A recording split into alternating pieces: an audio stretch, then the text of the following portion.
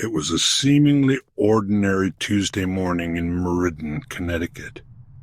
The sun was just beginning to peek over the horizon, the kind of morning where nothing ever happens. A peaceful calm before the storm, before everything changed. At exactly 9:42 a.m., a young woman walked into the Meriden Police Department, her face pale and drawn. She was shaking, visibly disoriented, and crying uncontrollably. Witnesses say her clothes were damp and disheveled, her hands were trembling violently, and her eyes completely hollow, devoid of any light.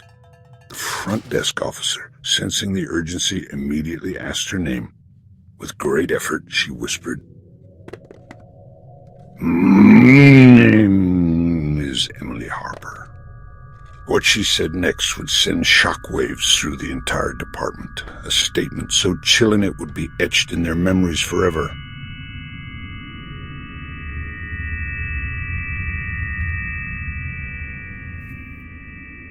Na prin, den zijn ways affectum. What warriors? All be done that they did dirty now they are. That one that shall can do. Me too. Go.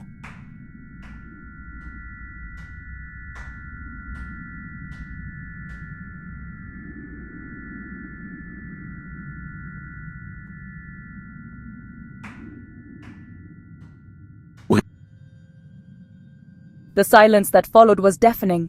Detective Clara Reyes, known for her sharp instincts and unwavering resolve, was called in immediately. According to the official police transcript, the interrogation began swiftly. Emily, who did you kill? His name was Mark Levitt. I didn't mean to do it. It all happened so fast. But once it started, I couldn't stop it. The room fell silent once more, the weight of her words settling heavily in the air. Mark Levitt had been reported missing 3 days prior, his disappearance a growing concern for local authorities. He was Emily's ex-boyfriend. The breakup, friends said, was exceptionally messy and acrimonious. Restraining orders had been filed, but none enforced, a detail that would soon become crucial to the investigation. As officers scrambled, adrenaline pumping, to pinpoint the precise location of the crime scene, Emily, with unsettling composure, gave them chillingly specific directions. There's a cabin, nestled near Laurel Ridge. It's off the old logging road, barely visible from the main path. You'll find him there. Officers, navigating the treacherous terrain, finally arrived at the remote location nearly 2 hours later. The air was thick with anticipation. Inside the abandoned cabin, a wave of putrid air hit them first, a grim testament to what lay hidden within. Then, an unnerving silence descended, amplifying the horror of the scene. In the darkest corner of the main room, concealed beneath a stained plastic tarp, they made the grim discovery. A lifeless body, male, estimated to be in his mid-30s. The body bore the gruesome evidence of multiple stab wounds. The medical examiner, after a thorough examination, would later officially confirm the victim's identity. It was Mark Levitt. But here's where things took an unexpected turn, where the narrative began to unravel. Back at the station, Emily, now under the harsh glare of interrogation lights, was strangely calm. Almost too calm, raising immediate suspicion. Emily, can you tell us in your own words what exactly happened that night? He followed me, again, said he had absolutely nothing left to lose. He said if he couldn't possess me, no one could. She vehemently claimed that she acted purely in self-defense, a desperate act of survival. She insisted she had absolutely no other choice, that her life was in imminent danger. But when detectives meticulously reviewed her phone records, there were absolutely no messages indicating threats, no frantic calls, nothing to corroborate her story. The phone's memory was completely wiped clean. A full factory reset, erasing any potential evidence. And Mark's phone, it was missing entirely, vanished without a trace. Police meticulously searched the cabin, combing through every inch. But what they ultimately found in the fireplace chilled them to the bone, sending shivers down their spines. The scene was more disturbing than they could have imagined. Partially burned photographs were scattered amongst the ashes. Emily and Mark smiling innocently in some, but others were defaced, some slashed with what appeared to be a knife. Others bore strange, unsettling markings that defied explanation. But even more disturbing than the photographs, a water-damaged journal, charred around the edges, was pulled from the debris. Its secrets threatened to be lost forever. One legible page, barely decipherable, read, "She watches me in my sleep. Her presence is constant. She tells me we'll be together forever, bound by fate. But I'm afraid of her, terribly afraid." The handwriting, though shaky and frantic, it was undeniably Mark's. The journal offered a chilling glimpse into his state of mind. Investigators, now deeply unnerved, dug deeper into Emily's past, determined to uncover any hidden truths. They needed to understand who she really was. And that's when the second, even more significant twist surfaced, throwing the entire case into question. Emily Harper wasn't her real name. It was an identity she had carefully constructed, a facade to hide something sinister. Her legal identity before the change, Sarah Klein. She'd legally changed her name after a 2018 psychiatric hold in upstate New York, a detail she conveniently omitted. The reason for the psychiatric hold? The details were deeply disturbing. She was linked to another disappearance, a cold case that had haunted local authorities for years. Her former fiancé, Daniel Royce, also missing, presumed dead, never found. Authorities began to question everything they thought they knew about Emily, about Sarah, about the entire case. Was this really self-defense, a tragic accident born of fear? Or was this the second chapter of something far darker, a carefully orchestrated plan years in the making? They detained Emily, Sarah, for an extensive psychiatric evaluation, hoping to unlock the secrets hidden within her mind. But the story doesn't end there. The truth, as they would soon discover, was far more complex and terrifying than anyone could have imagined. 2 days before the trial was set to begin, she was released on bond. Then, vanished, disappeared without a trace, leaving behind only questions. The DA's office said the bond paperwork was mysteriously misfiled, a convenient excuse for a major oversight. The officer assigned to supervise her release resigned the same day, offering no explanation whatsoever. To this day, Sarah Klein, a.a. Emily Harper, remains on the run, a fugitive from justice. The cabin, the scene of so much pain, was torn down. Mark's family holds vigils every year, a somber reminder of their loss. And the police. They've reopened Daniel Royce's cold case, hoping to finally find some answers. No one knows where she is, or what she's planning.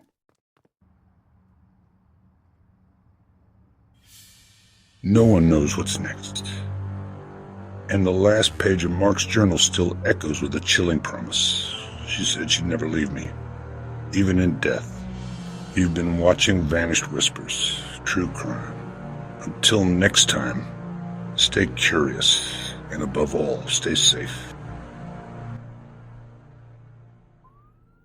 4 months after Sarah Klein's disappearance, the case takes a new chilling turn. Voice, Detective Ramirez, transcript. Interview with witness James Porter. Start time 10:04 a.m. James Porter, audio excerpt. I saw her, I swear. 2 days after the news broke, She was at the edge of the woods, just watching. She looked right at me, then vanished into the mist. Another witness, a local shop owner, tells a different story. Mrs. Ellis, witness statement. That woman? She was never here. People see what they want to see. All I know is, someone's been leaving flowers at Mark's memorial every month. Lilies, always lilies. But then, a new piece of evidence surfaces, a weathered Polaroid, mailed anonymously to the police. The image is grainy but unmistakable, a shadowy figure standing in the ruins of the old cabin, long after it was demolished. Detective Ramirez, transcript. Forensic analysis confirms the photo was taken 2 weeks ago. No footprints, no fingerprints, no explanation. Conflicting eyewitness reports, mysterious photographs, and a trail of lilies that seem to defy logic. The deeper investigators dig, the more the truth slips through their fingers. And then, the most disturbing twist yet, a voicemail left on Mark's mother's phone. The voice distorted but eerily familiar. Voicemail, distorted. You're looking in the wrong place. I'm closer than you think. As the investigation unravels, one question haunts everyone involved. Is Sarah Klein still out there, or is something far stranger at play? The case remains open. The truth, more elusive than ever. Stay curious, stay safe. Years have passed since the disappearance of Sarah Klein, but the echoes of her case refuse to fade. The small town has changed. Shops shuttered, faces grown older. But the questions linger, heavier with time. A decade after the vanishing, a new clue emerges. Early one morning, a jogger discovers a silver locket on the forest path near the old cabin site. Inside, a faded photograph. Sarah and Mark smiling arm in arm. The date on the back, just 3 days before Sarah disappeared. Forensic tests reveal a single fresh fingerprint. Sarah's, impossible if the official timeline holds. Then, reports begin to surface. In a nearby city, a woman matching Sarah's description is seen boarding a late-night train. Security footage captures only a fleeting glimpse, a figure in a dark coat, head turned just out of frame. The ticket was paid for in cash, no trace left behind. But the most unsettling development arrives at the police station, sealed in a plain envelope with no return address. Inside, a handwritten letter. You keep looking for answers, but some things are better left buried. She is not lost, she is not gone. The truth is watching you, just out of sight. Detective Ramirez, now retired, sits with the letter, haunted by questions that refuse to die. The community gathers every year on the anniversary, sharing memories, searching for closure that never comes. As night falls, the camera lingers on the edge of the woods, where mist gathers and shadows move. Somewhere a phone rings. Unanswered. The mystery endures. The search continues. Is Sarah Klein still out there? Or has the case become something far larger and far stranger than anyone ever imagined? Stay curious. Stay safe. The air is thick with anticipation as Detective Clara Reyes pores over the newly unearthed files. The voices of the past, transcripts, witness statements, and confessions intertwine in her mind, painting a picture darker than anyone had dared imagine. A long-lost friend steps forward, trembling, recounting the night Sarah vanished. The argument, the desperate plea, the car speeding away into the fog. A chilling piece of evidence emerges. A voicemail from Sarah, time-stamped hours after her supposed disappearance. Her voice, raw and afraid, begs for forgiveness and hints at secrets she could no longer carry. The case's tangled web tightens as Clara confronts Mark, whose alibi finally unravels under the weight of new testimony. Tears streak his face as he reveals the truth. Sarah's plan to disappear, her fear of someone she once trusted, and the pact they made to protect her from an unseen threat. In a tense confrontation at the edge of the woods, Clara faces her own failures. Her assumptions, her relentless pursuit of the obvious, and the blind spots that let the real danger slip through. Shadows flicker as the final puzzle pieces fall into place. Sarah's fate was never about a single act, but a chain of betrayals and desperate choices. The town's silence, the family's secrets, and the detective's own doubts all played their part. As dawn breaks, the truth stands exposed. Sarah orchestrated her own vanishing, aided by those who loved her, to escape a threat that still lurks in the margins. The community gathers one last time, not for closure but for understanding. Detective Reyes lays a single white flower at the forest's edge, whispering a promise to never stop searching for the whole truth. The camera lingers on the empty path, the locket glinting in the morning light. Some mysteries are meant to haunt us, shaping the stories we become. The reckoning is over, but the echoes will remain, reminding us that in every shadow, a truth waits to be found. As the dust settles over the town, the final police reports are filed. Words inked with sorrow, relief, and the weight of lessons learned. Detective Clara Reyes sits quietly at her desk, reading through the statements one last time. Each page tells a story of fear, of courage, of choices made in the shadows and the light. Voice memos from witnesses echo through the halls, their reflections raw and honest. One neighbor, voice trembling, admits, "We thought silence would protect us, but it only kept the pain alive." Another, tears in her words, confesses, "Sarah's story changed us. Now we listen, we reach out." The camera drifts through the town, past the bakery, the empty playground, the forest's edge, where life slowly returns. Mark, once burdened by secrets, is seen planting a sapling in Sarah's memory, his face softened with the promise of new beginnings. Friends gather, sharing laughter and tears, weaving Sarah's story into the fabric of their lives, not as a wound, but as a lesson. Detective Reyes stands on her porch at sunrise, the case file closed but her heart open. She pens a letter to Sarah, letting go of guilt, embracing forgiveness. "We did not fail you," she writes. "We gave you the freedom to choose, and now we choose to heal." As the town holds a candlelight vigil beneath the stars, voices rise in unity, a quiet vow that no one will ever be forgotten, and no secret will ever fester in silence again. The camera fades on a new day breaking, hope shimmering in the morning air. In the aftermath, redemption blooms, reminding us that even in the darkest stories, the light of understanding and compassion can lead us home. Just when the town begins to breathe again, a new voice shatters the fragile peace. The police station is quiet, save for the low hum of fluorescent lights and the distant echo of footsteps. Detective Clara Reyes sits across from a pale, anxious woman, a face unfamiliar but eyes that flicker with secrets long kept. The witness, hands trembling, slides a sealed envelope across the table. "You need to see this," she whispers, her words heavy with fear. Clara's heartbeat pounds in her ears as she opens the envelope. Inside, a photograph, time-stamped the night Sarah vanished, showing a car parked outside the forest's edge, a car that never appeared in any report. The witness claims she saw someone leave the vehicle, someone wearing a police badge. The room grows colder. Clara's mind races, replaying every detail, every trusted colleague. The interview turns tense as Clara presses for more, her voice barely masking her dread. The witness hesitates, then reveals a name, a respected officer, the one who first found Sarah's belongings. Doubt creeps in, insidious and sharp. Was everything they believed a lie? Clara glances at the mirrored glass, sensing unseen eyes watching. A shadow passes in the hallway, a warning or a threat. Later, alone at her desk, Clara sifts through the case files. The new evidence doesn't fit, or maybe it fits too well, slipping into cracks she never wanted to see. Her hands shake as she realizes the truth may be buried deeper than she ever imagined, tangled in the very roots of the force she trusted. Outside, the vigil candles flicker in the night. Inside, Clara faces a new storm. The agony of doubt, the fear of corruption, and the haunting question, will the case ever truly be solved, or has the real story been hidden all along? The camera lingers on a faded photograph. Emily Harper as a child, laughter frozen in time, her eyes bright with hope. Now, years later, her family sits together in a dimly lit living room, the weight of the past pressing down on every word. Detective Clara Reyes, recorder in hand, gently prompts them to speak. Emily's mother, voice trembling, recounts sleepless nights and whispered arguments, her confession breaking the silence. Emily was always running from something. Even when she smiled, there was a sadness she couldn't shake. Flashback.